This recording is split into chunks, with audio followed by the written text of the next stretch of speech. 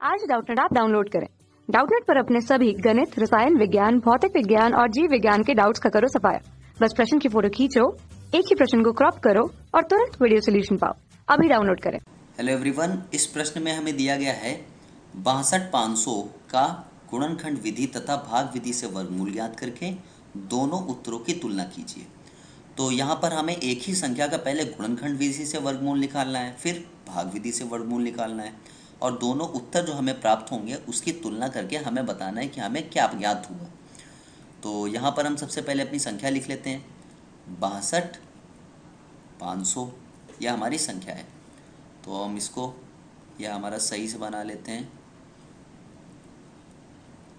तो ये हमारी दी हुई संख्या है। अब हम क्या करेंगे, सबसे पहले इसके लिए हम गुणनखंड विधि का उपयोग करेंगे। तो जब हम इसके अभाज्य गुणनखंड करेंगे तो 62,500 को हम यहाँ पर लिख सकते हैं 2 गुणे 2 गुणे 5 गुणे 5 और फिर 5 गुणे 5 और एक बार और 5 गुणे 5। तो ये हम इस संख्या को लिख सकते हैं यहाँ पर।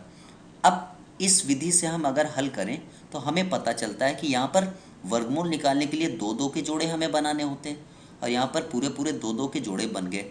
तो अभीष्ट वर्गमूल जो हो जाएगा इस विधि के द्वारा, वर्गमूल हमारा हो जाएगा यहाँ पर 2 गुणे 5 गुणे 5 गुणे 5, यानी कि हमारा जो वर्गमूल है वो है 250। अब हम क्या करेंगे, अब हम इसी संख्या के लिए भाग विधि का इस्तेमाल करेंगे। तो भाग विधि का इस्तेमाल करते हुए हम क्या करते हैं, सबसे पहले तो हम यहाँ पर संख्या लिख लेते हैं 62,500। अब हम भाग विधि में हमें पीछे से जोड़े बनाने होते हैं। तो अब हम क्या करेंगे, यहाँ पर 2 दूना 4 होता है, इसको हम यहाँ पर घटाएंगे तो हमें यहाँ पर मिलेगा 2 और इस 2 और इस 2 को जोड़ेंगे तो हमें मिलेगा 4। फिर आगे की हम संख्या उतारेंगे तो हम इस 4 के आगे हम यहाँ पर क्या रखें कि हमारा 225 बन जाए। तो 45 का पहाड़ा 5 बार पढ़ने पर 225 आता है। तो ये हमारा आ गया यहाँ पर 0 और आगे के 2 जीरो जब हम यहाँ पर उतारेंगे तो हमें पहले 45 और 5 को जोड़ना होगा। तो यहाँ पर आ गया 50।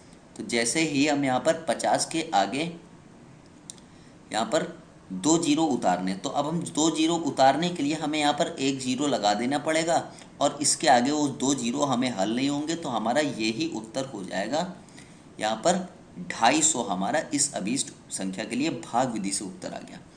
तो इससे भी यहाँ पर जो वर्गमूल हमें मिला वो यहाँ पर 250 मिला।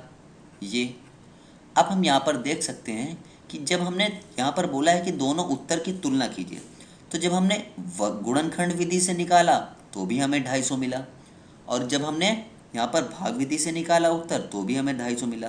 तो दोनों विधि से समान उत्तर प्राप्त होता है।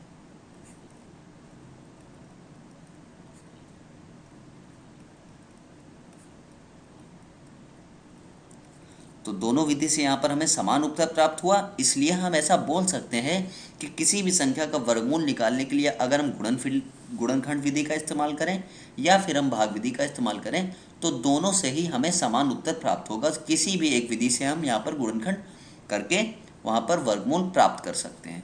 तो ये हमारा उत्तर हो जाएगा इस प्रश्न के लिए। Thank you.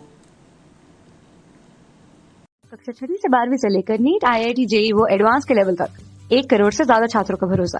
आज ही डाउनलोड करें डाउटनेट ऐप या व्हाट्सएप करें अपने सारे डाउट्स 8400 400 400 पर।